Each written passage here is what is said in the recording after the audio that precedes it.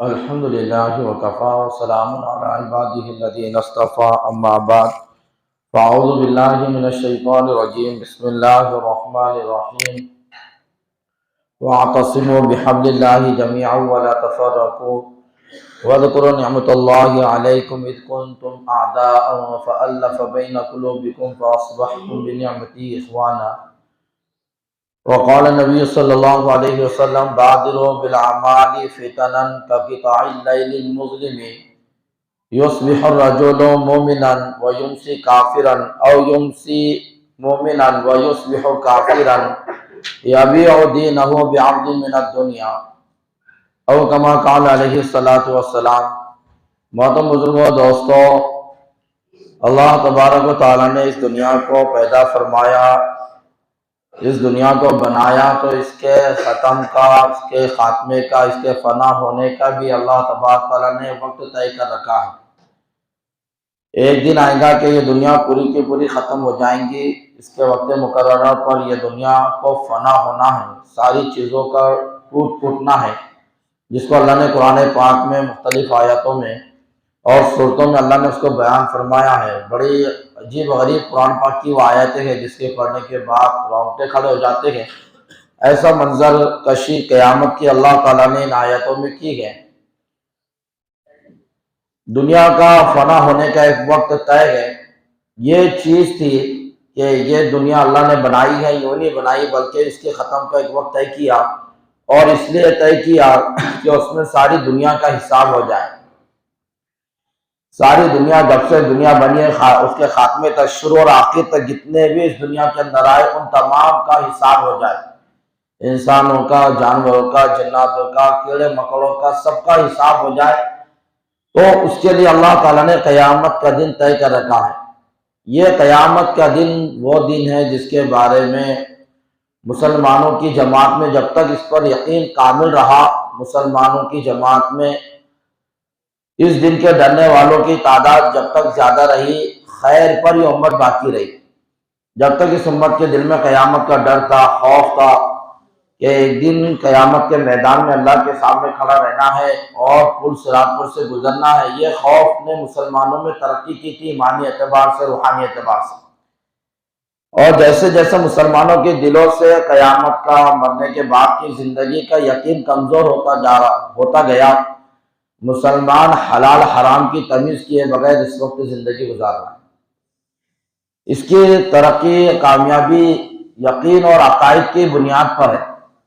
جب تک اس کا عقیدہ، اس کا یقین مضبوط تھا، آخرت پر، مرنے کے بعد کی زندگی پر، اس کے دلوں کے اندر اللہ کا خوف اور اس کتاب کا خوف بیٹھا ہوا تھا، اس وقت اس کی حالت یہ تھی کہ یہ حقوق کو جان جان کر ادا کر رہا تھا، حلال حرام کی تمیز کر رہا تھا۔ لیکن جب سے ایمان کی کمزوری ہوئی، مرنے کے بعد کی زندگی کا خوف جاتا رہا، امت کی حالت یہ ہے کہ آج امت کمانے میں بالکل حلال حرام کی کوئی تمیز نہیں کرے۔ اور قیامت کی نشانیوں میں یہ بھی ایک نشانی ہے کہ حلال حرام کی پرواہ نہیں کرے گا آدمی۔ مال کہاں سے کما رہا، کیسا خرچ کر رہا، کوئی پرواہ نہیں، بس مال آ جائے۔ بینکوں کے سسٹم اور ساری تجارت میں آدمی آگے بڑھنے کی کوشش میں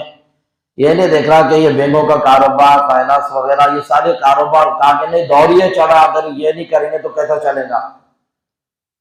ایسا معاملہ امت کی اکثریت کا ہو گیا، جس میں پڑھے لکھے، ان پڑھ، دیندار، بے دین، اکثریت یہ ہو گئی کہ حلال حرام کی تمیز زندگی سے چلے گی امت کی،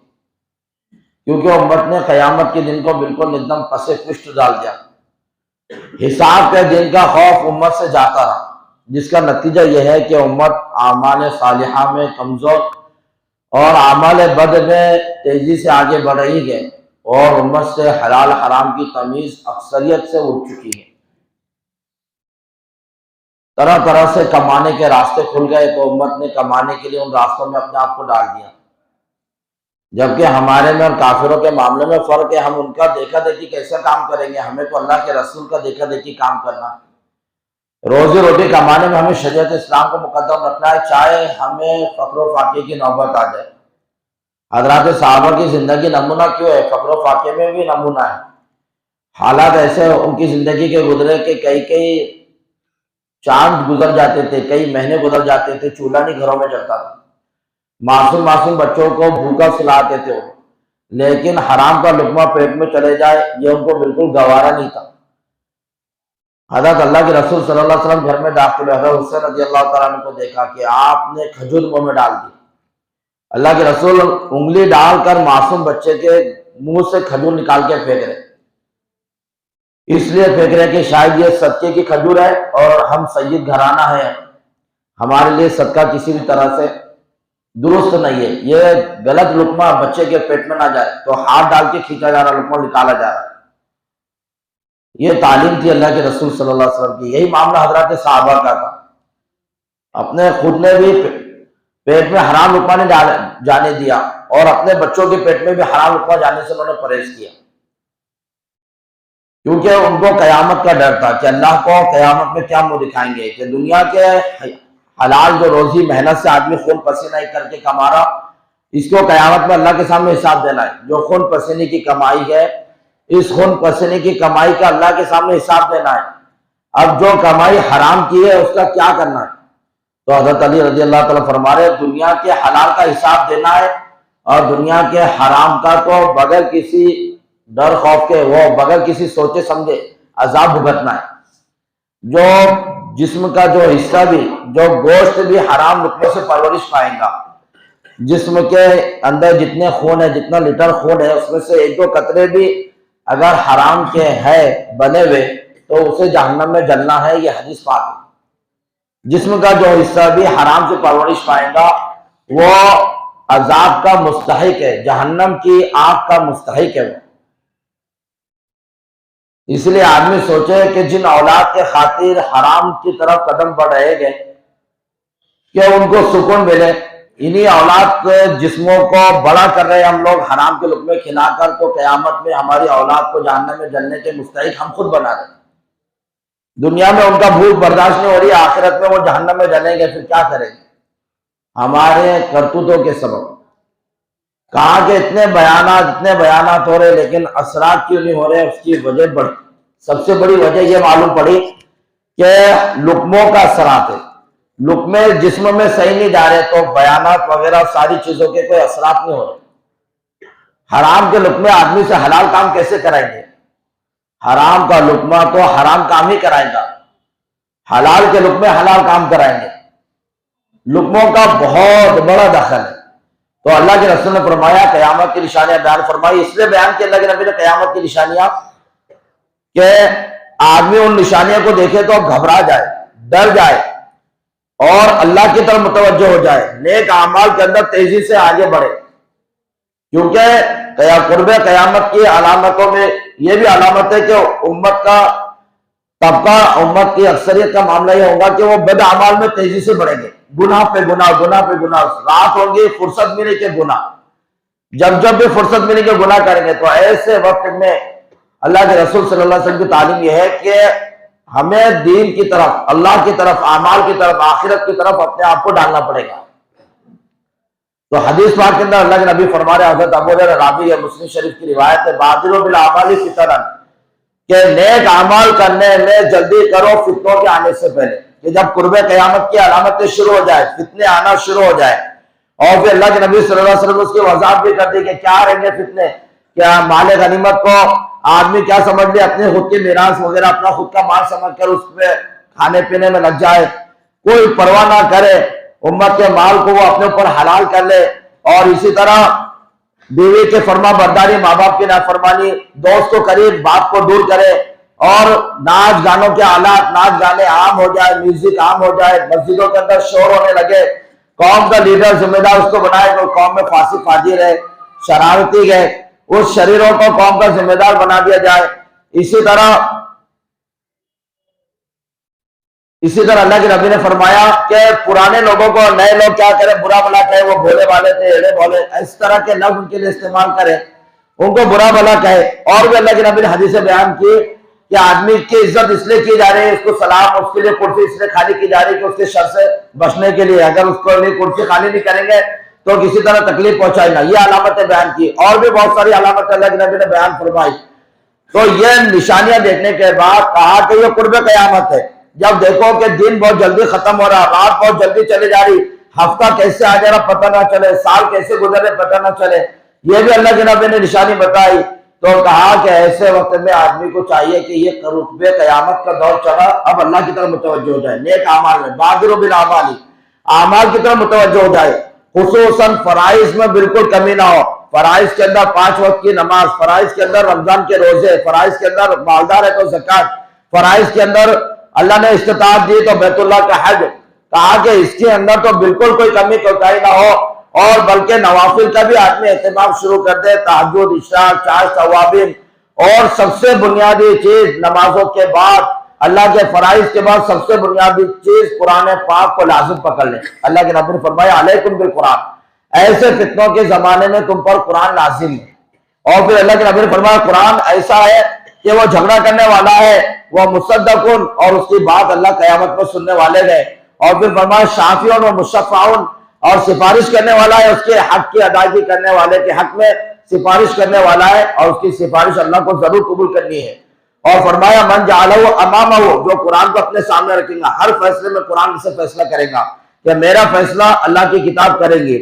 میراث تقسیم کرنے کا معاملہ ہو، کوئی بھی معاملہ ہو، قرآن جو فیصلہ کرے گا میں اس کو مانوں گا۔ سود کا لین دین کا معاملہ ہے، حلال حرام کا معاملہ ہے، قرآن پاک کا فیصلے کو مقدم رکھ کے اپنی زندگی گزارے گا۔ من جعل امامہ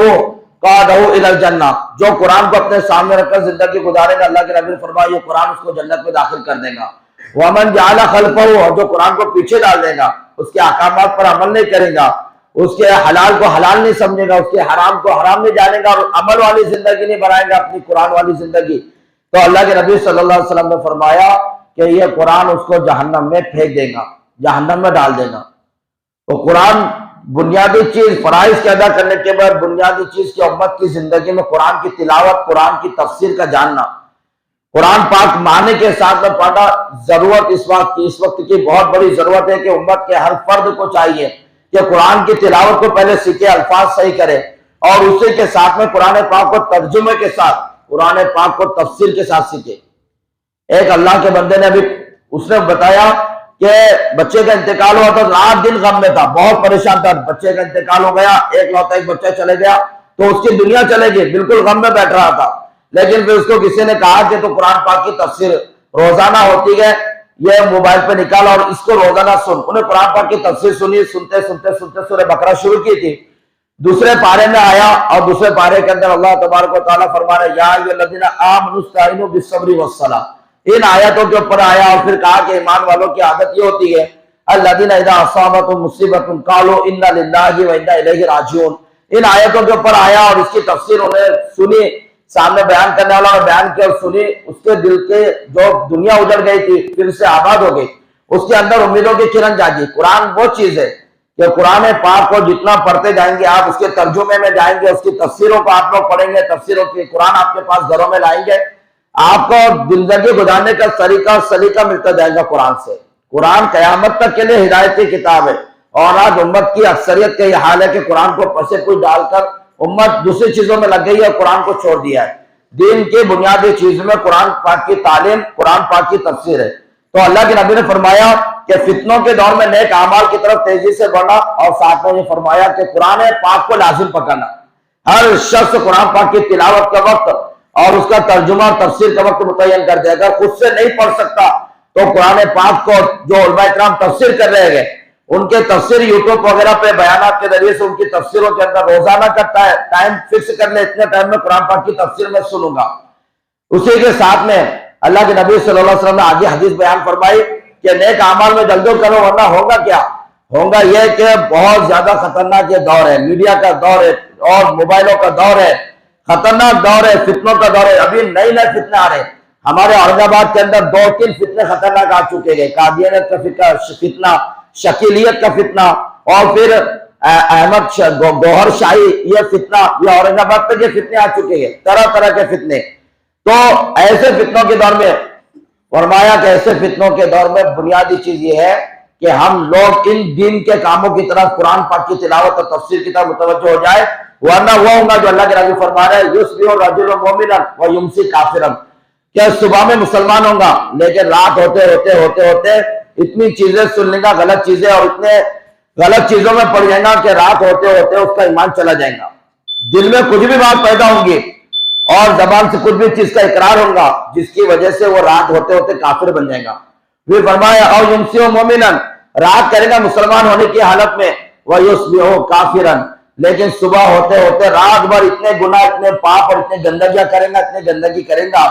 کہ رات گزرتے گزرتے گزرتے گزرتے صبح ہوتے ہوتے یہ کافر ہو جائے گا، یہ مسلمان نہیں رہے گا، اس کا ایمان جا چکا رہے گا. پھر آگے اللہ کے نبی صلی اللہ علیہ وسلم فرمائے وَيَبِيعُ دِينَهُ بِعَرْضٍ مِنَ الدُّنْيَا، اور دنیا کے چند سکوں کے خاطر، چند کمائی کے خاطر، چند پیسوں کے خاطر، چند کرسی اور عہدے کے خاطر اپنے دین کو بیچ ڈالے گا. اس کو اپنے دین کی کوئی پرواہ نہیں رہیں گی. اس کو کرسی ملی، اس کو عہدہ ملا، یا اس کو مال ملا، تین چیزیں، یا تو عہدے کے خاطر، عہدہ عزت اس کے خاطر، کرسی کے خاطر، یا پھر اس کو اس کے مال ملے گا تو یہ اپنے دین کو، اپنے اسلام کو، اپنے مذہب کو یہ بیچ ڈالے گا اور اس کے ذریعے سے دنیا اور عہدہ اور کرسی کمانے کی فکر کرے گا. تو ایسے یہ فتنوں کا دور ہے، قرب قیامت کا وقت ہے. ایسے وقت میں ہم لوگ ہے نا نمازوں سے بہت، قوم کی اکثریت نمازوں سے دور ہے آج بھی. سب سے بنیادی چیز نمازوں کو زندگی کا حصہ بنائے، اور اللہ تبارک تعالیٰ کی طرف سے جو حقوق اللہ نے بیوی بچوں کے، اسی طرح بھائی بہنوں کے حقوق جو دیے ہیں، پڑوسی کے جو حقوق دیے ہیں، یہ فرائض جو ضروری ہے ایک دوسرے کے حق کو ادا کرنا، قرض لیے تو قرض کو فوراً ادا کرنے کی فکر کرنا، یہ حقوق کو ادا کرے. اور قرآن پاک کی آیتوں کی تلاوت، قرآن پاک کے ترجمہ اور قرآن پاک کی تفسیر کی طرف ہمارا دھیان جائے. اللہ تعالیٰ کے رسول عمل توفیق عطا فرمائے.